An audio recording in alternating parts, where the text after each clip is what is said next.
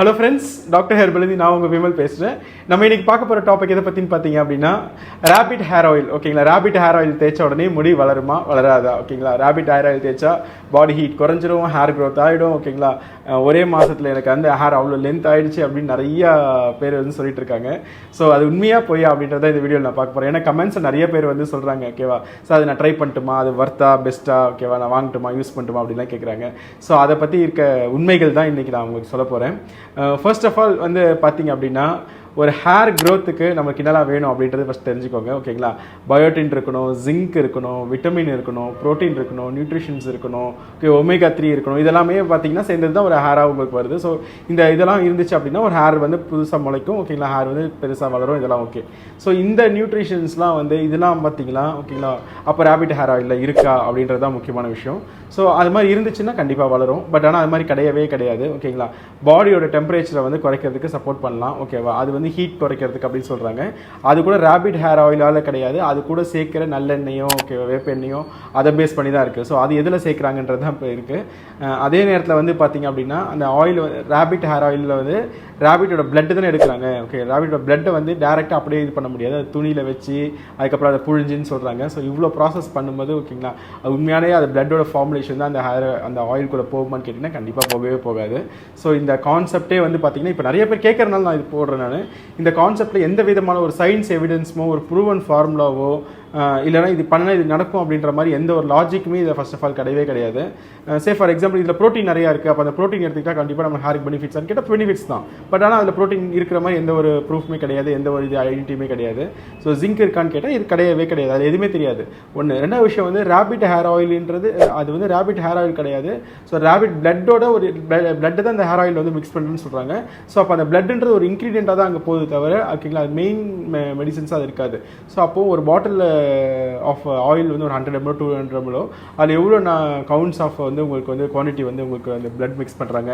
அது ஒரு மிக்சிங்க்கு இன்னும் ஃபார்முலா யூஸ் பண்ணுறாங்க. நார்மலாக ஒரு ஹெர்பல் பேஸ்டோ இல்லை ஒரு சித்தா பேஸ்டோ இல்லை ஒரு ஆயுர்வேதிக் பேஸ்டோ இல்லை ஒரு காஸ்மெட்டிக் பேஸ்டோ வந்து நீங்கள் ஒரு ஆயில் தயாரிக்கணும் அப்படின்னாவே ஓகே, நீங்கள் வந்து அது ப்ராப்பரான லைசன்ஸ் வச்சுருக்கணும். ஒரு ஆயில் பேஸ்டு லைசன்ஸாக, ஒரு காஸ்மெட்டிக் ட்ரக்ஸ் அண்ட் காஸ்மெட்டிக் லைசன்ஸாக, இந்த மாதிரி லைசன்ஸ் வந்து இருக்குது. ஓகேங்களா, இந்த மாதிரி லைசன்ஸ் பேஸ்டு போகும்போது ஸோ அந்த ப்ராடக்ட் ஒரு சர்டன் நார்ம்ஸ் இருக்கும். அந்த நார்ம்ஸ் படி அந்த பொருளை தயாரிப்பாங்க. இப்போ வந்து மக்களுக்கு வந்து யூஸ் பண்ணலாமா யூஸ் பண்ணக்கூடாதா, லேப் டெஸ்ட்னு ஒன்று இருக்குது. கவர்மெண்ட் லேபில் கொடுத்து இந்த ப்ராடக்ட் வந்து நீங்கள் டெஸ்ட் பண்ணி ஸோ இதில் எந்த ஆப்ஷனும் இல்லை, இது இந்த பெனிஃபிட்ஸ்லாம் இருக்குது அப்படின்னு சொல்லிட்டு நீங்கள் ஒரு சர்டிஃபிகேட் வாங்கணும். இது ஈச் அண்ட் எவ்ரி பேட்சுக்கு வந்து வாங்கணும்.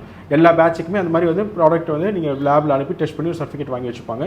ஸோ அதை பேஸ் பண்ணி வந்து அந்த மெடிசன்ஸோ ஆயிலியோ ஷாம்புவோ காஸ்மெட்டிக்கோ வாட் எவர் கேட்டகரியில் வருதோ அதை வந்து மக்களுக்கு கொடுக்கலாம்.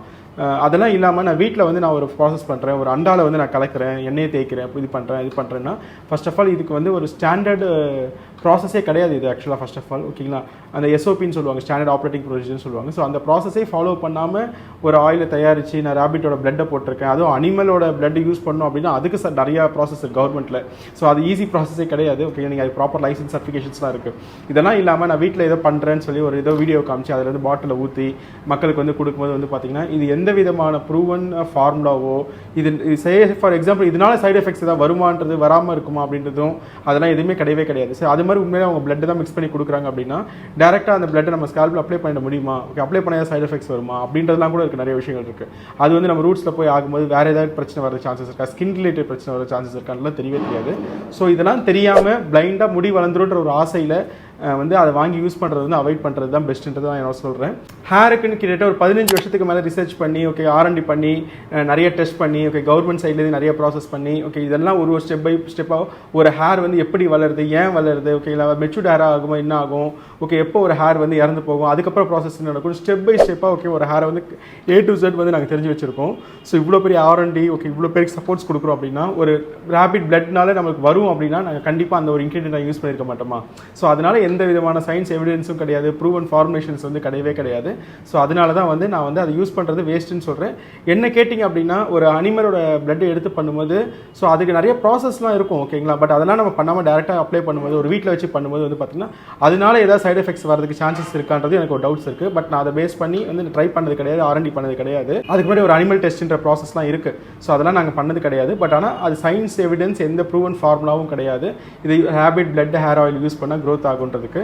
ஸோ அதனால சைடு எஃபெக்ட்ஸ் வரதுக்கு வேணாலும் வாய்ப்பு இருக்குன்றது என்னோட ஒப்பீனியன். இந்த வீடியோ உங்களுக்கு பிடிச்சிருந்துச்சு அப்படின்னா உங்கள் ஃப்ரெண்ட்ஸ் ஃபேமிலிக்கு வந்து ஷேர் பண்ணுங்கள். Doctor herbal YouTube channel subscribe பண்ணிக்கோங்க. அப்படியே பக்கத்தில் இருக்க பெல் ஐக்கானையும் ப்ரெஸ் பண்ணிக்கோங்க. தேங்க்யூ.